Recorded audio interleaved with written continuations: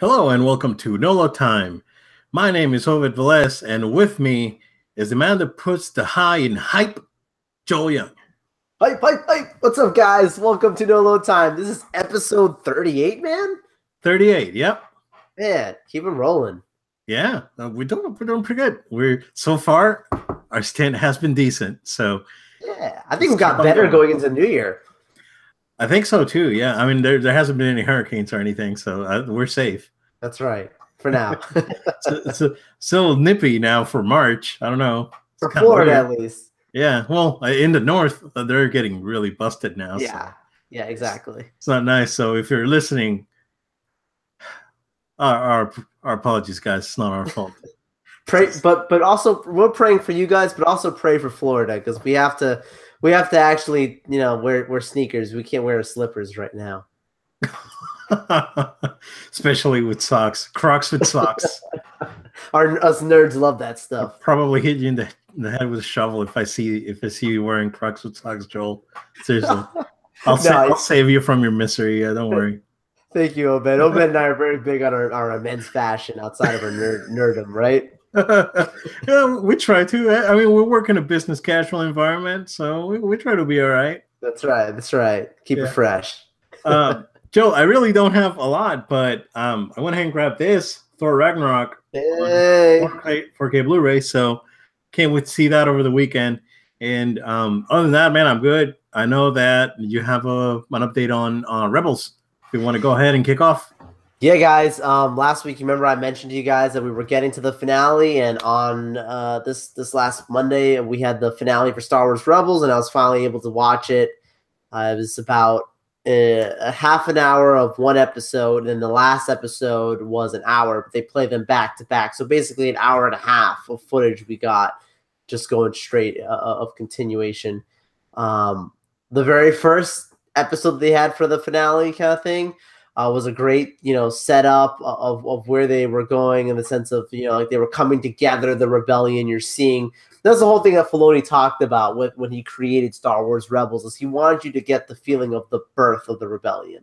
Like you just see that the rebellion exists right away in A New Hope with Princess Leia and them just, going right in and just trying to get these plans right. But the rebellion had already existed prior to that timeline.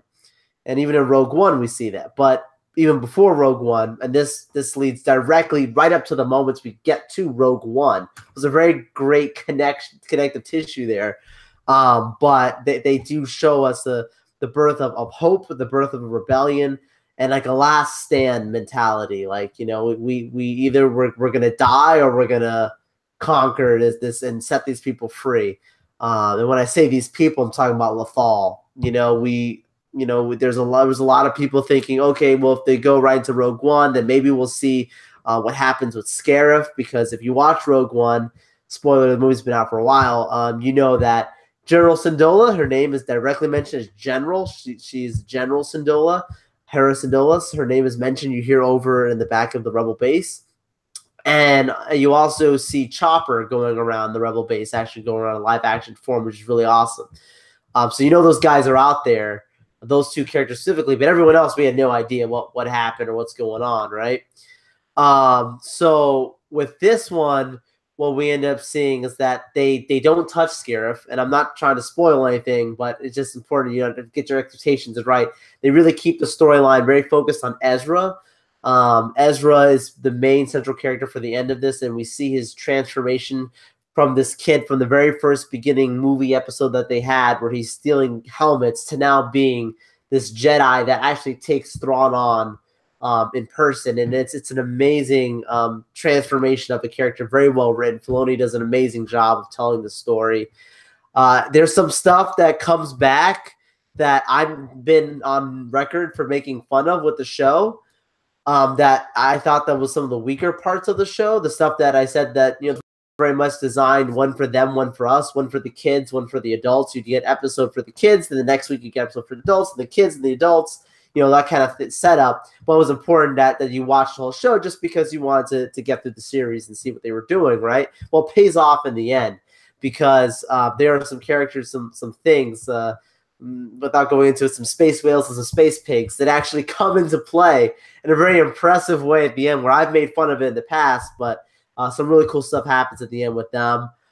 Some cool stuff with Ezra that he does.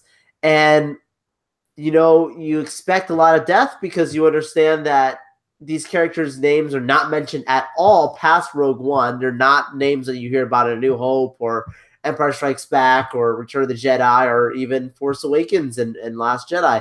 So you figure at this point that essentially these characters have to have died off, because if not, they would be major players in the last battle sequences going on.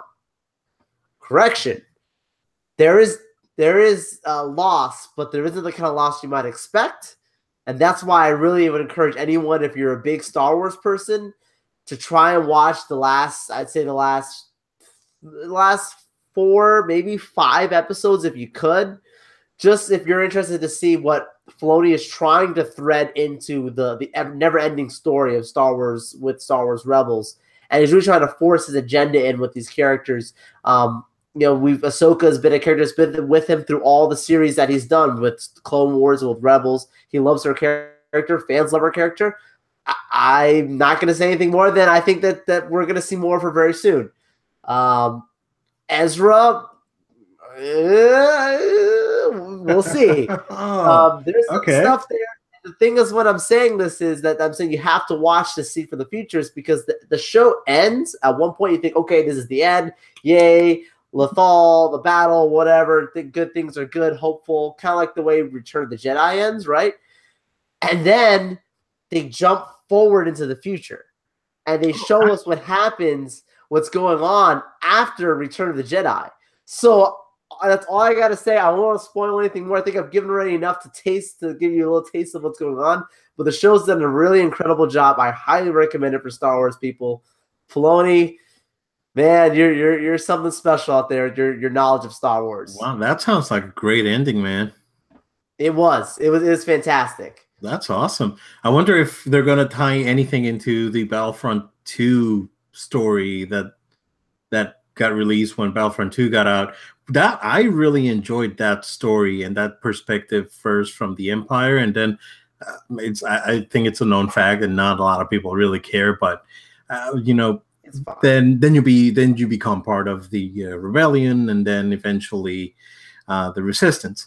So I'm wondering if they will explore this, or if you want to go ahead and transition into our first piece of news, if this is something that the new just announced series will take on. So that would be very interesting to see how this is going to play out. So if you want to go ahead and give us more info, Joe, because I am really excited about this, unlike a lot of haters and fake Star Wars fans out there. There's a lot of fake Star Wars fans out there. We learned that after The Last Jedi. Yeah. How come this happens with Rey? And how come that? And it's like, you obviously haven't seen the original movies. But anyways, that's another rant for another day. Jon Favreau has just been announced today, as of us recording this, that he is going to executive produce and write a new live-action Star Wars series. Kathleen Kennedy has hired him. It's official. Press release is out there. If you go to StarWars.com, you can read the whole thing. You know, he's no stranger to Star Wars. He's actually had experience with helping guide the Star Wars: The Clone Wars animated series, which is something that Filoni was the showrunner for, but he also had some influence there. And also he's had some influence in the upcoming Solo Star Wars story. Interesting. That's the part to me that makes me go, okay, we'll see, because I haven't seen that movie yet. But not to mention that he's pretty much the father of the MCU. Hey. Yes, that's the thing. Exactly. Exactly. Put aside Star Wars to the side. If you watch any of the Marvel stuff, Iron Man 2, you know, say what you will, like, this dude birthed something very powerful that for what we have today. You would not have your Captain Americas and your Thors if it was not for that first Iron Man movie being the hit that it was. So yeah, I'm on board for this. I totally give him a chance and a shot at this. I mean, this, to me, Obed, I think this signifies Disney's strong backing for him from what he's doing already with the Lion King movie that's supposed to be coming out. because I think they've already had a good relationship with him with Marvel. They've had a good relationship with, obviously, the Jungle Book movie did well, what have you. But I think that there's something so special that they're like, this guy, just give him whatever project now. Like, it was probably a quick choice. Yeah, he's great and I would say 90% of his work it's excellent. That Jungle Book movie, I actually watched it with not being too hyped. I heard it was good. I was like, I'm gonna keep my. I remember watching the original Jungle Book when I was a kid, and I liked it okay. It wasn't my favorite Disney movie, but this movie was really, really good. So, and just what he did with, like we mentioned just now, what he did with Iron Man and Iron Man 2 even I think it's a good movie. Not to mention that he's been executive producer, and I would say most of the Marvel movies up until now. I know that at least on the Avengers movies, he's been executive producer, and he was executive producer on Iron Man 3. But I am really excited, Joe. I am really, really excited because this means that this series is not going to be this dark, broody thing. It's probably going to be something a little bit more lighthearted, like the original Iron Man movie was, like the original trilogy was. And I am really excited. And if this product comes out when Disney releases their service, which is probably going to be it's probably going to be available day one, I'm signing up for it. And there's no questions that need to be asked because it's going to be great. I think it's going to be really good. And I am super pumped. I wish he would have actually tackled a movie series, but if they're going into a more cinematic TV series experience, like what Marvel's doing in Netflix, and something that, like, I don't want to bring Walking Dead because I think it's overrated, but if you want to look at something like Game of Thrones, say, for example, that would be excellent, man. And I am really, really excited. Yeah, I agree. I think it is to make it a more cinematic feel.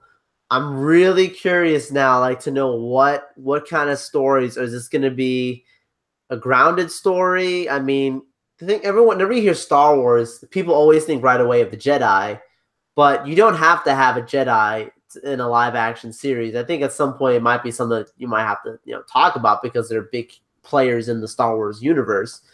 But I could see him doing something that's maybe more grounded, for a live action series. I mean, he could do some type of Jedi series. He easily could. I mean, we don't know what they have planned with these two separate Star Wars trilogy films that are coming out. So does this tie into what's being told between these trilogy movies that are coming out? I think this is something that gets us excited, but I'm someone who wants to understand context to it of, like, what is he going to be working with, or is it just, hey, develop this thing, whatever you want? I know with Lucasfilm, they're not that kind of people. I know that they probably have already a blueprint of saying, this is what kind of stuff we want to go into. Now, where do you want to take this as the content creator and producer? So yeah, I just can't wait to find out. Now I just have a million questions to ask, and that's how Star Wars fans are, right? We like to theorize and talk about these things, and sometimes that gets us in a bad place. So I'm just going to sit back, temper my expectations, and know that a great filmmaker is involved in this, and somebody who's just a great storyteller, and just be excited because more Star Wars. And I don't complain about that. I absorb Star Wars all the time, so it's awesome. Yeah, the big thing is Jedi sell, and they sell merchandise, and kids like Jedis and adults like Jedis. So not having some sort of Jedi-like character, maybe not the greatest idea, but they should definitely look into. I would love to see Ahsoka be explored on a live-action series. Again, I haven't seen Rebels, so I don't know how it ends. I don't want. She lives. Oh, you gotta see it, man. So I would love to see that, and she's a very popular character. Fans love her. Fans really like her, and I remember when I used to go. Actually, I'm wearing a Star Wars Weekends shirt right now. You can't see it, but when Hollywood Studios had the Star Wars weekends. in not Rebels, but Clone Wars was on back then, and they loved Ahsoka. Like it was a big deal. So I'm hoping that that character gets explored a little more, and we'll see. We'll see where it goes. I'm pretty excited about this one. I know it's just something to see. Like you said, Ahsoka's a character that if you're gonna do a Jedi thing, like she's got plenty now of a backstory from the Clone Wars, and then what happens with Rebels. So it's easily can be something that they can explore more. But she's Filoni's baby, so he Yeah, created her character, and I know Filoni is not done. He made it clear in an interview I heard afterwards that he's not done with Star Wars, but he wouldn't say if he would or would not do a live action. He just said he's open to doing more, and he knows he will be doing more. But that's it. yeah. Joe, what's up with those dates that Marvel release out there? Are they planning to do, because they haven't done like a phase 4 reveal yet, correct? They sort of teased what they wanted to do, but now a few days ago they came out with a bunch of different dates from I believe 2019 up until like 2021, if I'm not wrong. All at the 2022. Well, 2022. Okay, yeah. So it was a pretty good span of time there. So what do you think it's that all about? Yeah, I mean, it just shows that they obviously know already what their movies are. They already know what properties they're going to have. Obviously, with the deal that's going to go through with Fox, they're smart to keep them untitled. They're smart to put the flag down. That's always the way Marvel's done it. Like they don't wait for Warner's or anyone to say like, oh, we're going to put these blockbuster their movies. The way they put it is they're saying like, we're putting the flag down. This is when our movie's going to come out. And because of how successful these Marvel movies have been, like the weak ones are like Ant-Man or something, and they're like still making ridiculous money. Like they understand that like they put the flag down, all the other competitors are like, we're gonna move our movie. I think even when Infinity War, when they moved the date back to April 27th, we talked about last week.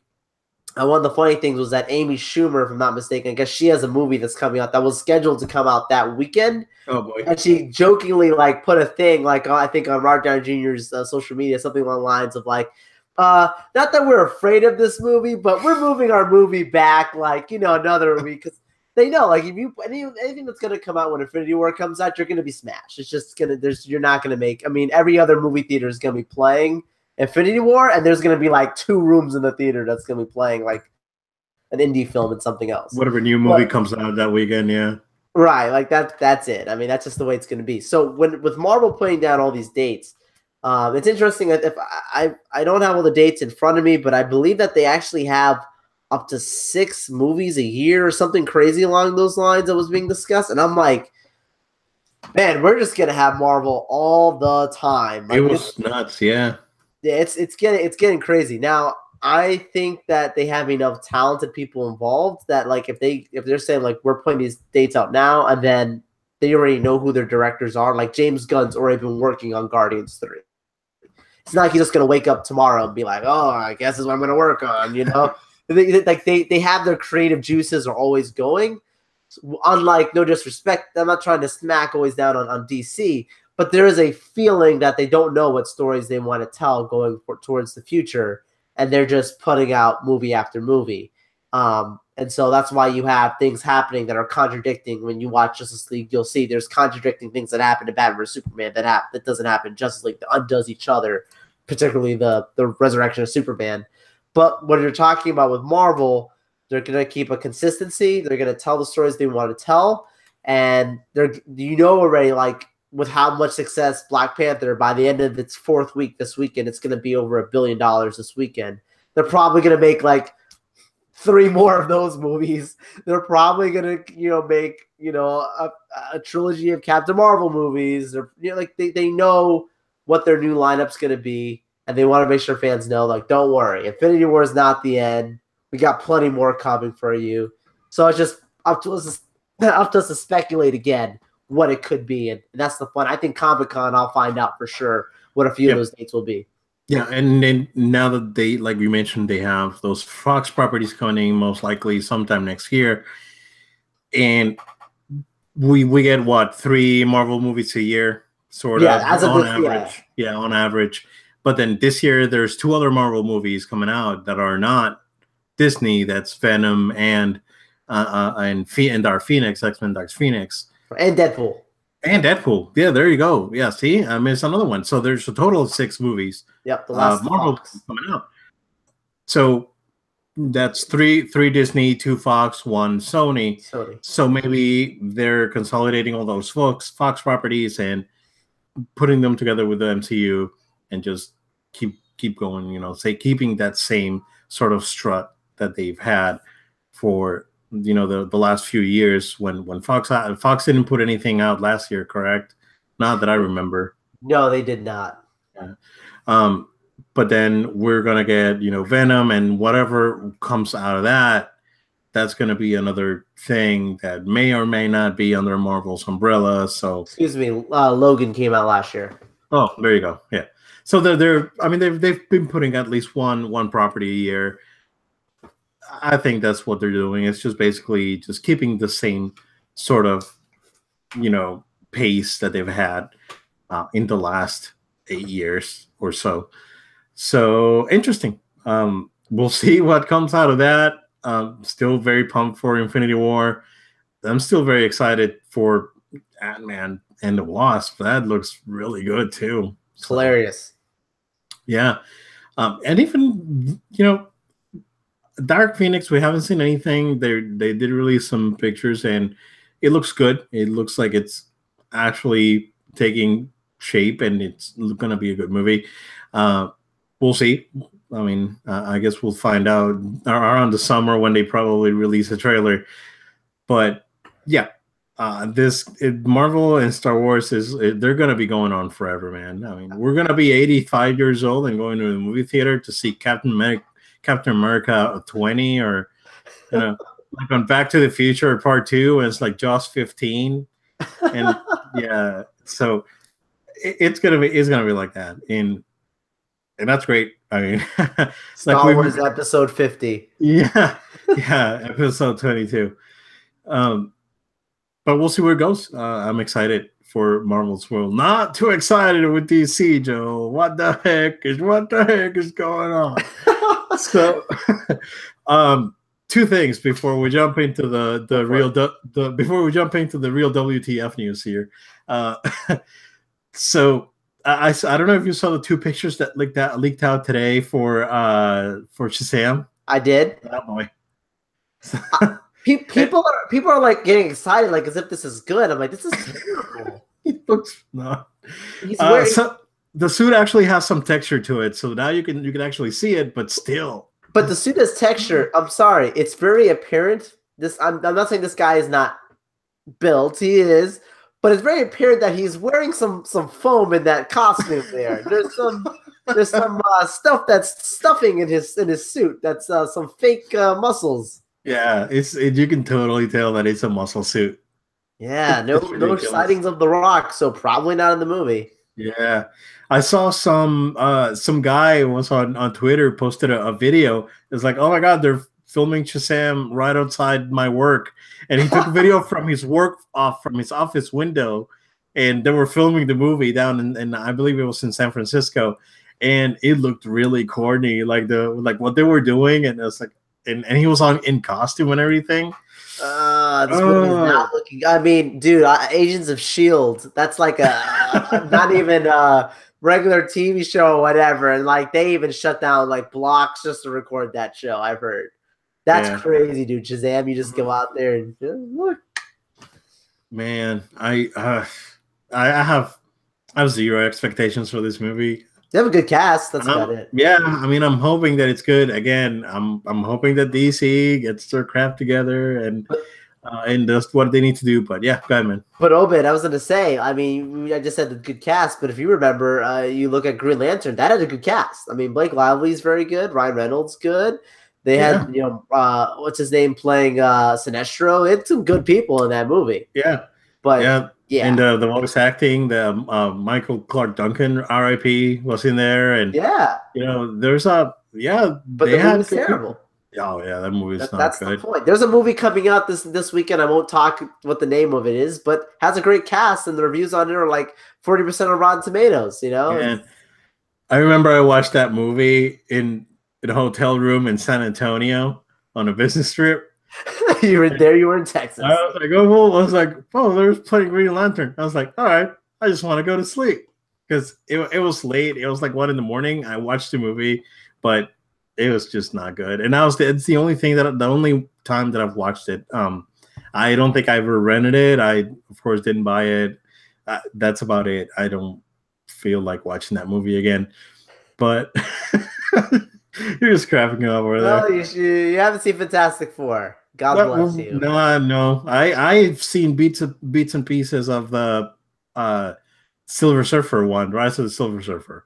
I haven't seen. That's tolerable. Yeah, I haven't seen the entire movie. I've seen the first one a couple of times, but that's about it.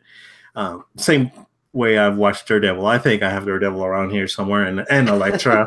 so.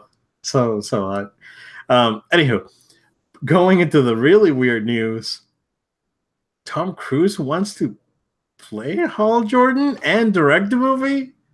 What's going on, man?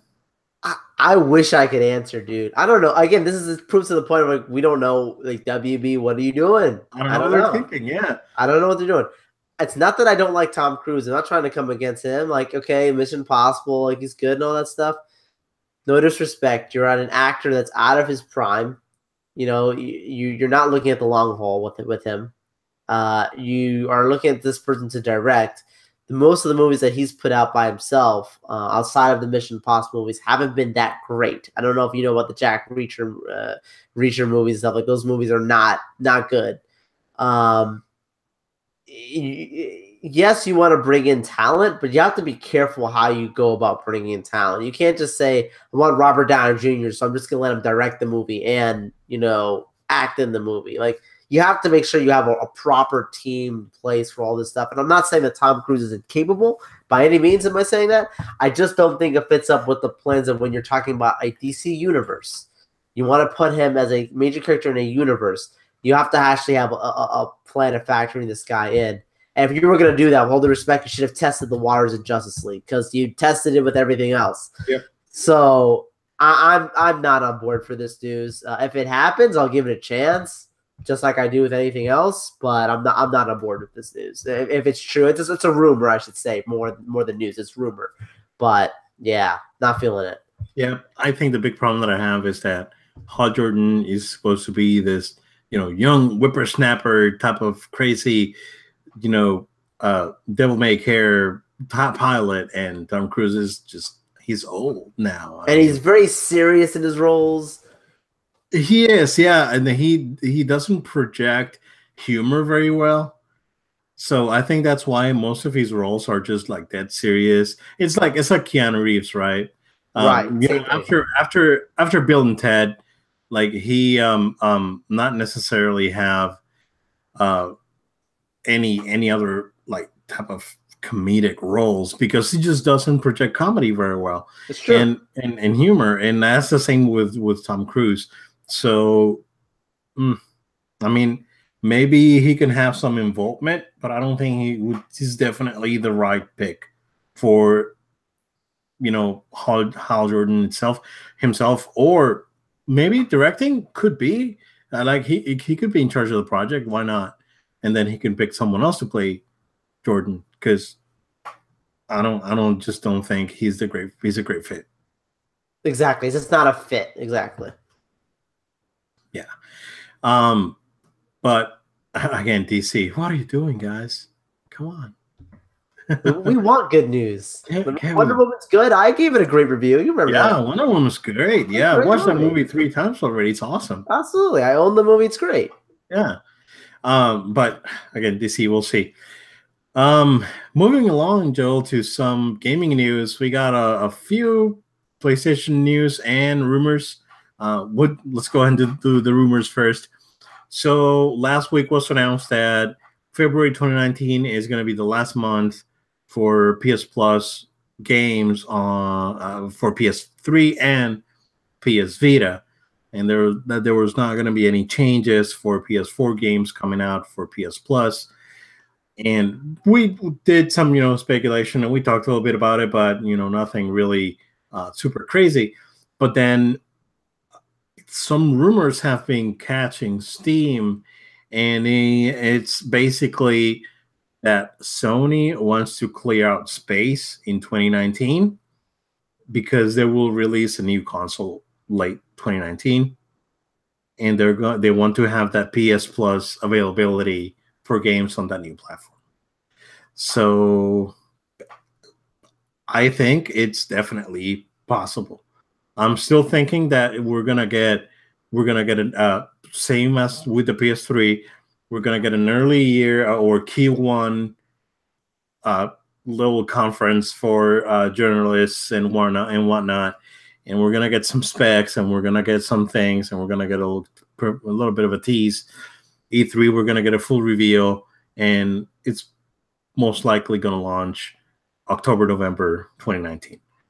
That's what I think.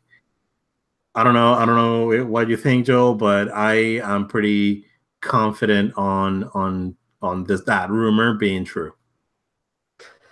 Yeah, I think it only makes sense with everything that we've talked about on the show about the predictions of where they're going. We'll talk a little bit more about PS5 and those kind of conversations. But I mean, they have to position themselves for what kind of games they're going to put out, and PS Plus has been the great way of getting people to join on. I think it's a great value for PS4. When I got PS4, that's when I got I should say my last few years of PS3. I had it. Then going into PS4, I had PS Plus. But prior to that, you didn't need anything like that for free. You didn't need an account, because you just had the free multiplayer online, which is a great selling point for PlayStation with PS3. Mm-hmm. But it's indicative of the future and where they're going with their space, and they have to make that space available for what they're going to have coming out. And God knows it's probably going to be these massive file games for PS5 with whatever the specs are going to be. I can only imagine. I can imagine what the console itself is going to have of storage, how that's going to work. I don't know. But, yeah, I mean, this just makes sense. Yeah, they have to at least put a 2 terabyte drive on those things. Because right now, I think last time I checked, my Final Fantasy 15 install with the DLC was around 86 gigs. And that game's not on 4K. So, and that's without the PS4 Pro patch or anything. So yeah, you can just imagine these games are going to be like Xbox One X has that problem where it has a 1 terabyte drive, but when you download the 4K patch for like Quantum Break, it's like 120 gigs for the game. So you can install 10 games basically in 9 because you still need OS space and buffer space and all that. So they really need to nail the hard drive on the next consoles. But yeah, I think that this is definitely a possibility. We'll see where it goes. PS4 Pro still doing pretty good, and we'll talk about that in a minute. But yeah, that's definitely possible. And PS4 Pro, we just got this week the announcement that there's going to be a limited edition God of War bundle for $399.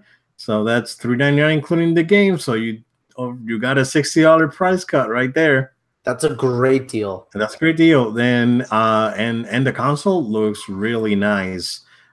It has the axe on, like the shape of Kratos' axe, and it has the glyphs on it, and the controller, controller with all gray basically. Love it. It looks really nice. So yeah, $399 coming out on April 20th with the game. If you are looking to actually get into a PS4, you don't have one, or if you're looking to upgrade, this would definitely be a great option for you guys out there. And Joel, there were some rumors of backwards compatibility for the next console. If you want to talk a little bit about that. Yeah, there's some rumors coming out. Again, this is, I feel like, even what you heard, PS Plus, what have you, like, it seems like now we're starting to get these little things leaking out. But there's some rumors that there's going to be direct backwards compatibility with PS5. That like you could actually just go ahead and have your library directly access your PS4 library be able to be accessed on PS5.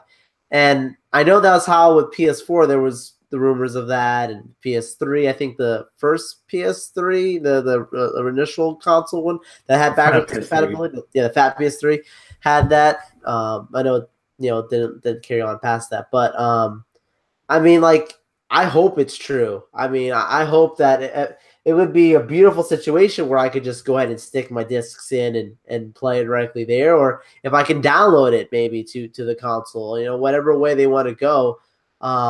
I would love that backwards compatibility. I think that's something that makes fans just feel even more intrigued to put their money out there right away for the console rather than waiting and saying like, well, I can play these games that are on both.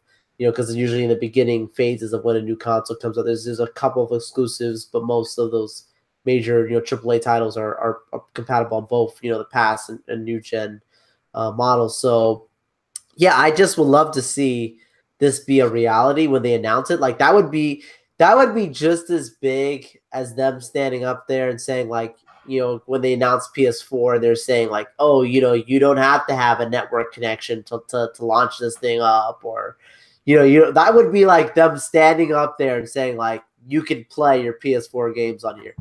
I think you would have an eruption of great responses from fans. So it's only good publicity if it's true. If not, then I mean, it's not going to be a deal breaker unless the console itself just isn't good. It just would be an added bonus to a new console. Yep. In the case of the Xbox One, I think backwards compatibility actually saved the console. If they would have not implemented that on the Xbox because of how rough that launch was, they would be in a lot worse shape right now.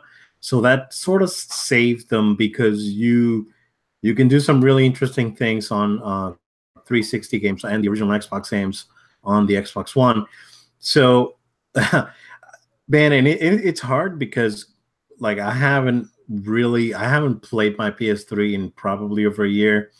If I would go back and revisit PS3, there's probably only like 3 games that I would really love to play again on PS4, and that's Persona 4 Arena, Metal Gear Rising: Revengeance, and man, I had the other one right here, and it went away. No, lost my train of thought. Anywho, I think if they do this from the start, they would definitely make not necessarily. I don't want to say make amends with the fans because the fans are there. The fans never left. Actually, the fans came back.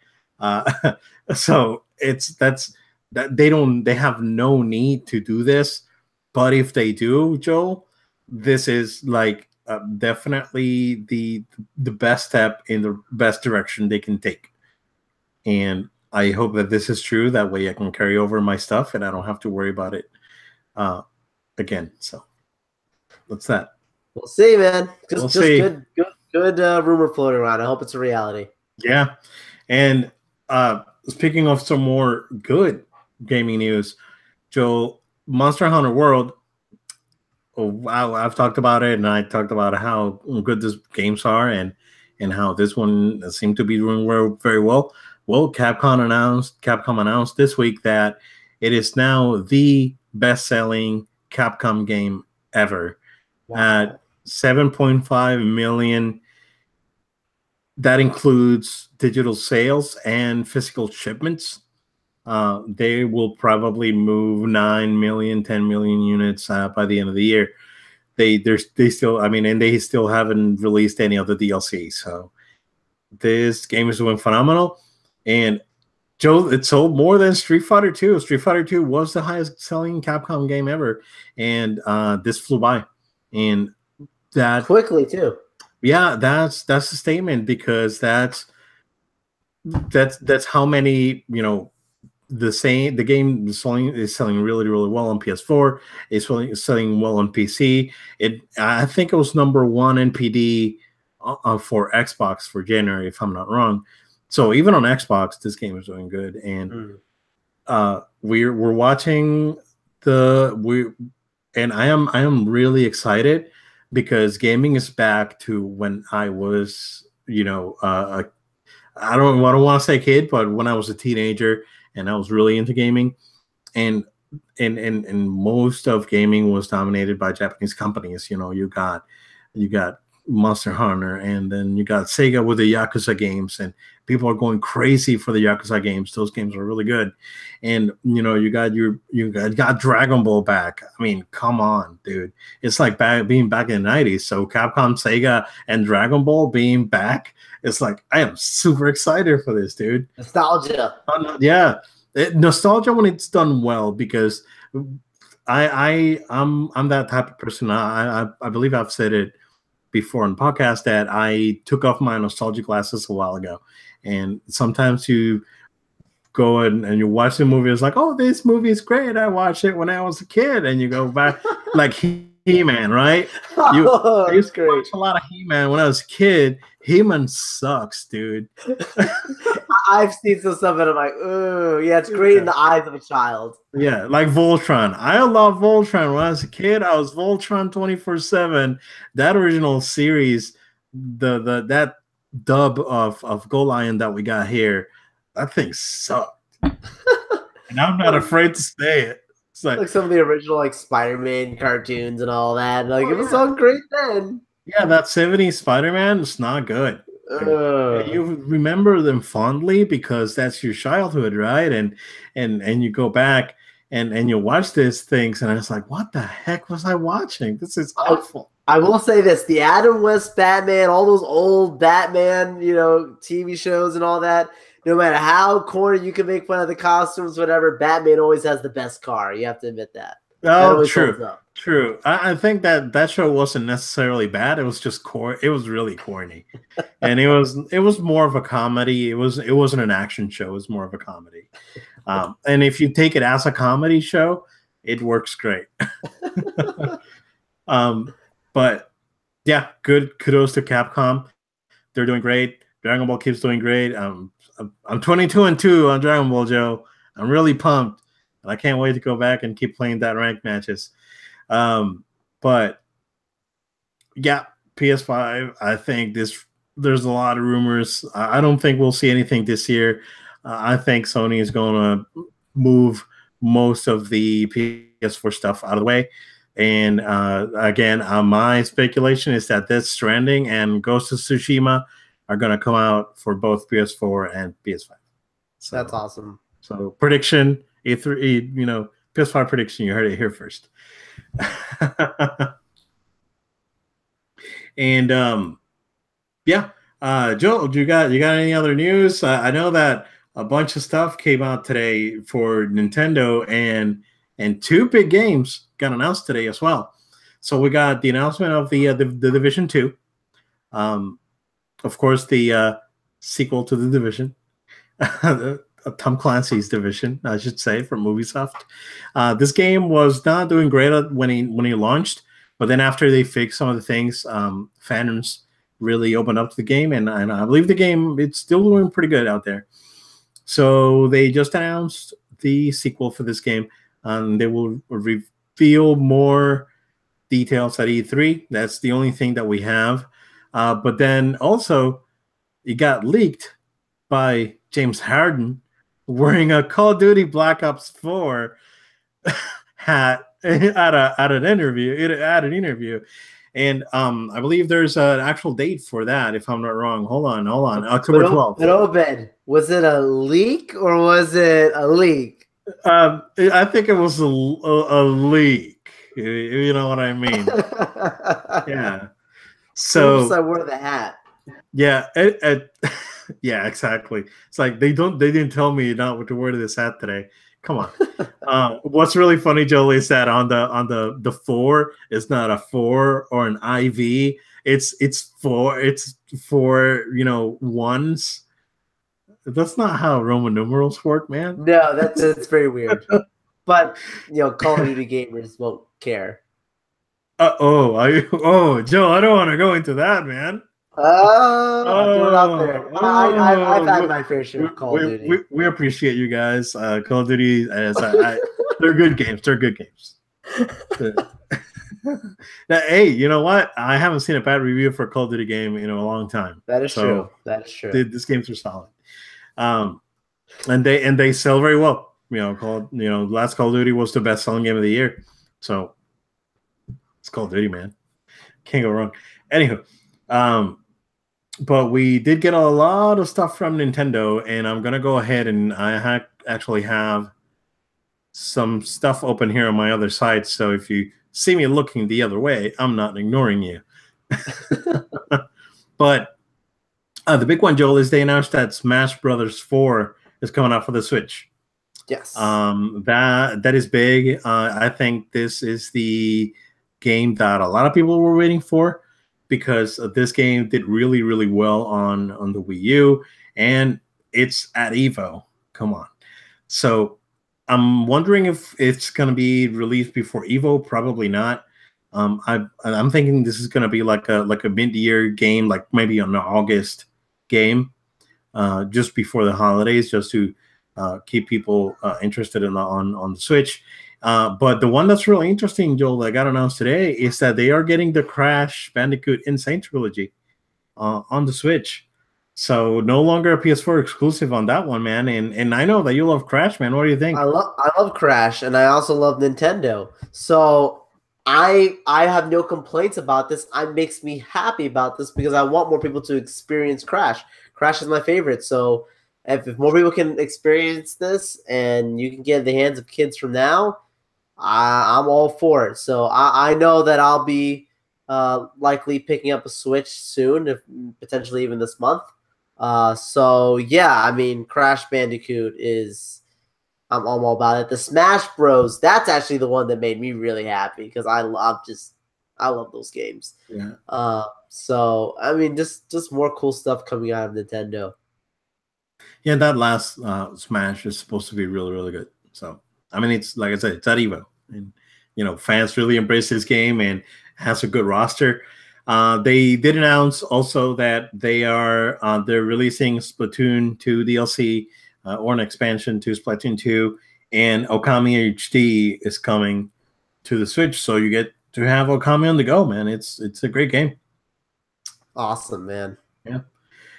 So a lot of news coming out, a lot of breaking news that we had today, man. We had to make some changes on the fly today, man. We did. We were like, throw this in, move this around. We already had sort of a script already done, and all this crap was coming out. I was like, what are we gonna do, Joe? that's what episode 38. What are we gonna do? Yeah, episode 38, what are we gonna do? Yeah, no, but we're definitely glad to share this news with you guys, and we're happy that you guys made the time to listen to us. So Joel's going to go ahead and plug in the Insta Snaps now. That's right, Obed. Insta Snaps and the Snapgrams. Guys, we are so glad that you take your time out of your day to listen to us here on No Load Time. If you are listening to us from the audio version, our podcast, please make sure you're subscribed on iTunes and Google Play, also on SoundCloud. But if you are a subscriber on iTunes, if you can please go ahead and throw us a review, that'd be awesome. You can also follow us across all social media at No Load Time. That's at No Load Time. If you look here, if you're watching by the video version, you can see right under me here at No Load Time. That's our social.